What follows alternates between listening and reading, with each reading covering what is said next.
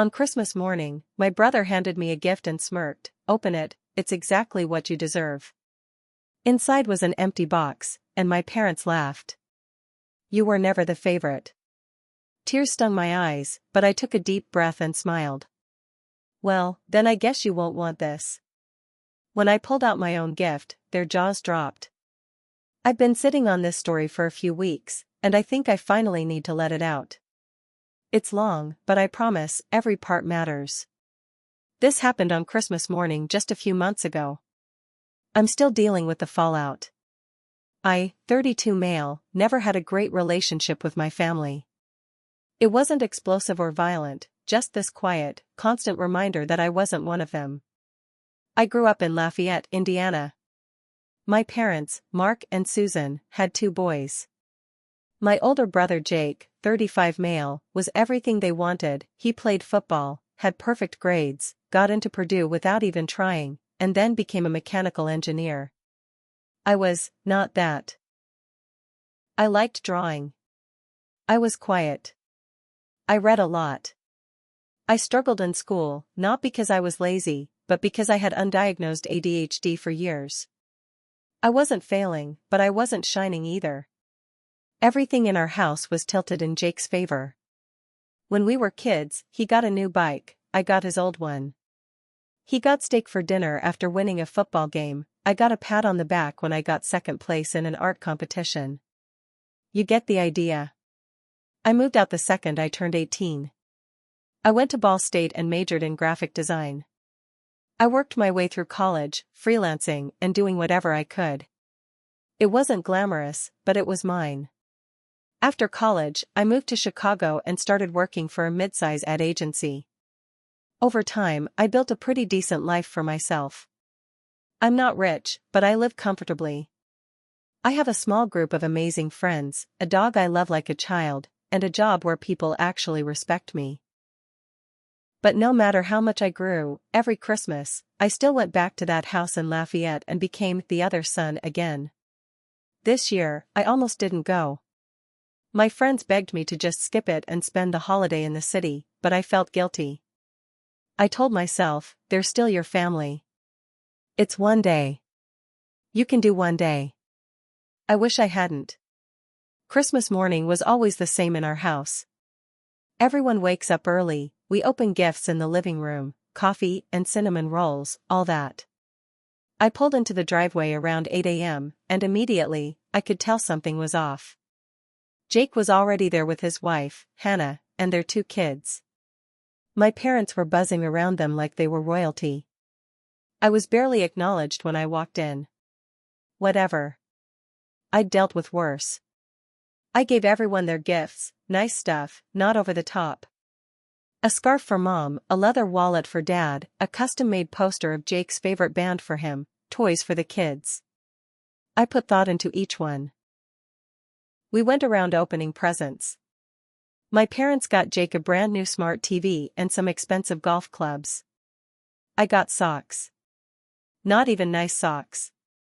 Like a 5-pack of white tube socks from Walmart. I tried not to react. I just smiled and said thank you. Then Jake handed me a small box. It was wrapped in shiny red paper and had a gold bow on it. He grinned in that way only older brothers can, condescending, smug, like he already knew something you didn't. "Open it," he said. "It's exactly what you deserve." I should have known. I should have just set it aside. But everyone was watching, waiting. So I opened it. Inside the box was nothing. Completely empty. I looked up. Confused. Thought maybe there was a second part to the joke. Then my mom actually laughed. My dad shook his head, grinning. "You were never the favorite anyway," my dad said, like it was some kind of punchline. Everyone laughed. Jake laughed the hardest. I just sat there, holding this empty box, trying to keep my hands from shaking. I've been insulted before. I've been ignored, overlooked, dismissed. But something about this moment, this little performance, the timing, the cruelty of it on a day that's supposed to be about love and family, it broke something in me. I didn't cry. I didn't scream. I didn't even flinch. I just smiled. Because I had planned something too. I reached under the couch and pulled out an envelope. It was addressed to Jake, and I handed it to him slowly. He stopped laughing. What's this? Just something I've been working on for a while, I said. Since I'm not the favorite, figured I'd give you all something memorable. He opened the envelope. Pulled out a folded letter. Read the first line. His face changed. Then he kept reading. Out loud. Dear Mr. Lawson, we are pleased to inform you that your background check has revealed multiple discrepancies related to the employment records and consulting work reported on your 2023 tax documents. My mom frowned. What is this? I didn't say anything. Jake kept reading, stammering now. The letter was from an anonymous whistleblower tip I had submitted to his employer months ago. Turns out Jake had been double-dipping, working side consulting gigs while billing his company full-time hours. He'd been bragging about it at Thanksgiving last year, drunk, thinking no one would care. I cared. His company was strict about ethics. I knew once they started looking, they'd find everything. And I'd made sure they had everything. My parents sat there stunned. My dad looked like he was about to get up and yell, but I raised my hand. I've spent years being the joke in this house, I said. I never said anything. Never fought back. But I'm not a kid anymore. You treat me like I don't matter? Fine. But don't act surprised when I stop pretending you do. The room went silent. Jake looked like he wanted to lunge at me, but his wife held him back. I stood up. Took my coat. And then I dropped the second envelope. To Mom and Dad, it said. Inside was a letter too. Not from me. From a lawyer. It explained that the house they were living in? It wasn't technically theirs. Back when I started making good money, I found out they were on the verge of losing the house due to bad investments. I paid off the mortgage in full. Quietly. I never said anything. Just wanted to help. But I didn't sign it over. It's in my name. Entirely. They had no idea. I turned to the door. I'll be back to get the keys next week, I said. You've got a week to figure out where to go. And then I left. I got back to my apartment in Chicago that same night, still shaking. Not from fear, adrenaline. Rage. Years of it. Bottled up and suddenly released in one morning. I sat on the floor of my living room, lights off, Christmas tree still glowing, my dog sleeping next to me, and just stared at the wall for an hour. It didn't feel real. But it was. The next day, around noon, there was a knock at my door. Not a polite one, loud, hard, like someone had something to prove. I looked through the peephole. Jake. And he wasn't alone. Hannah was there too. But not standing beside him, she was a few steps behind, arms crossed, face unreadable. I didn't want to open the door. I should have ignored it. But I did. Jake stormed in the second the door cracked open.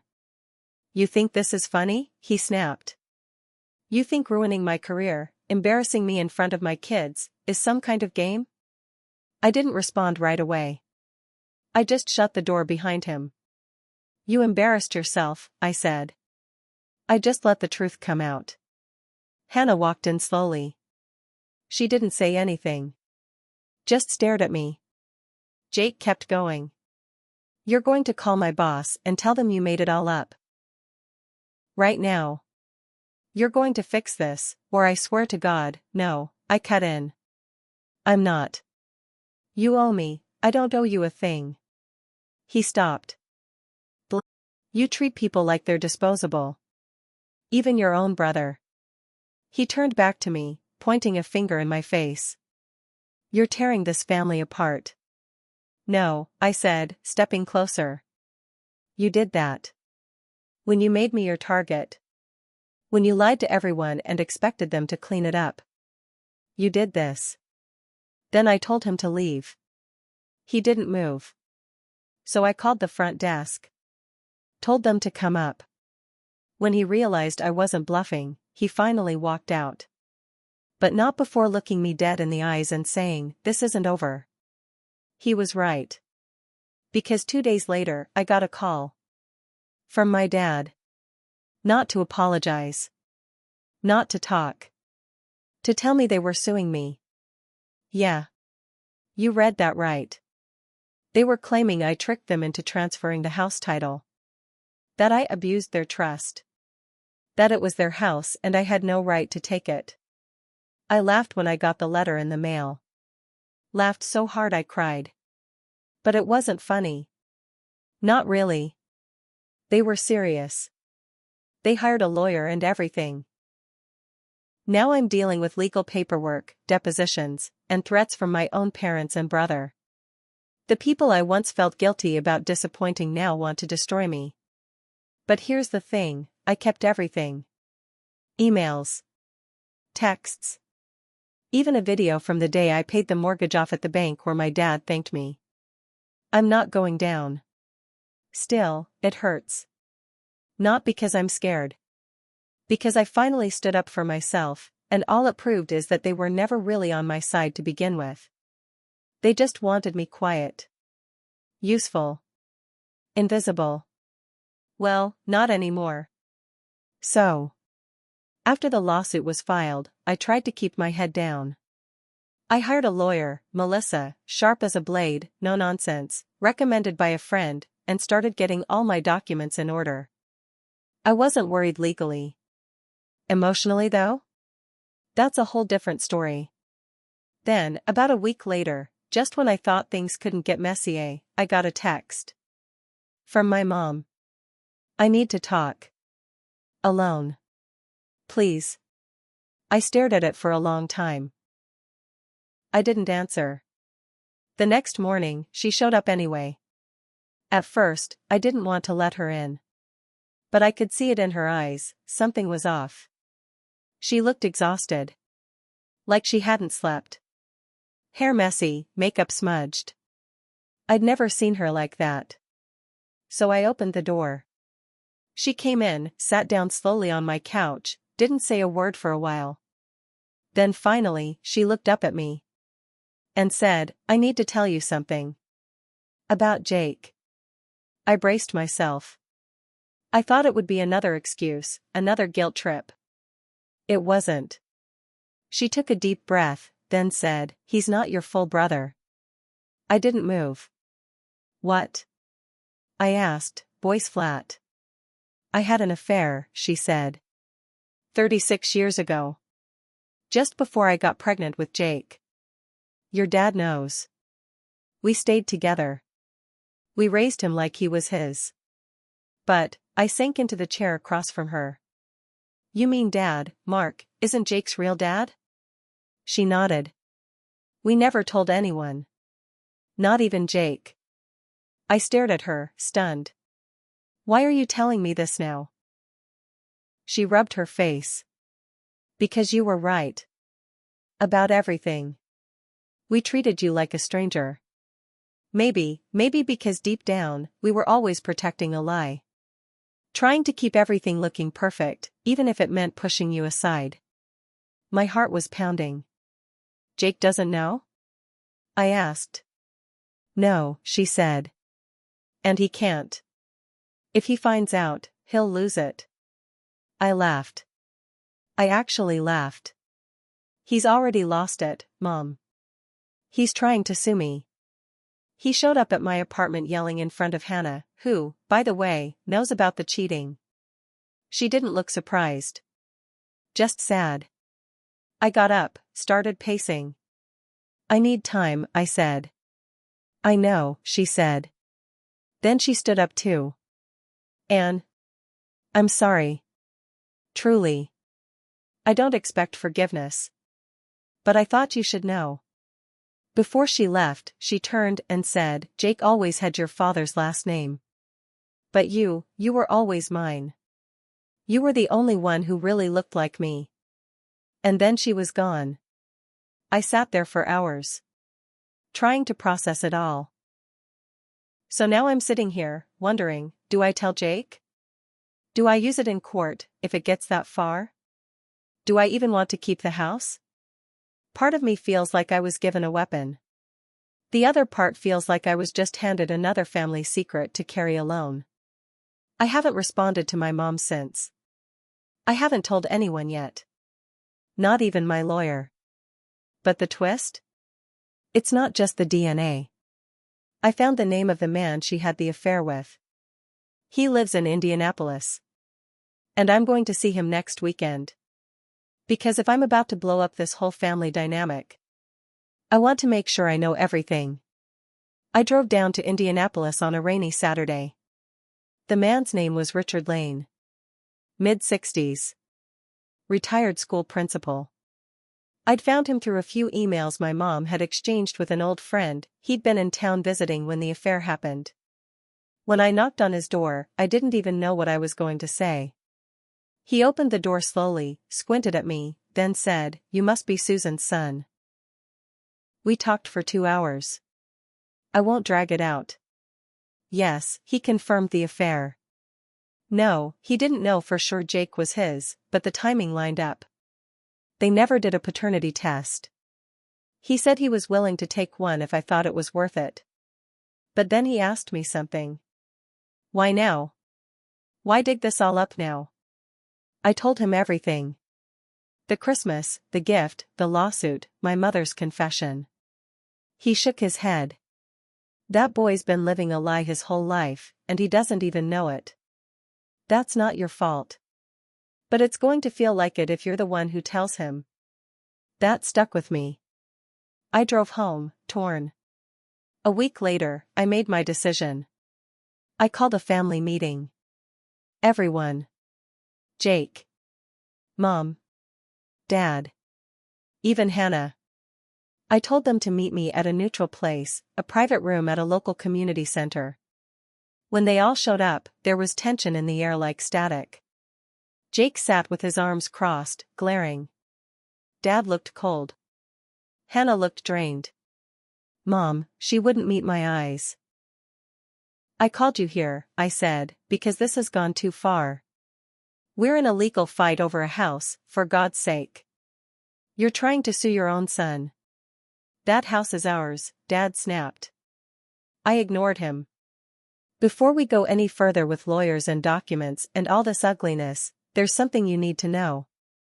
I turned to Jake. Sit down, man. You need to hear this. He didn't move. I looked at Mom. She was already crying.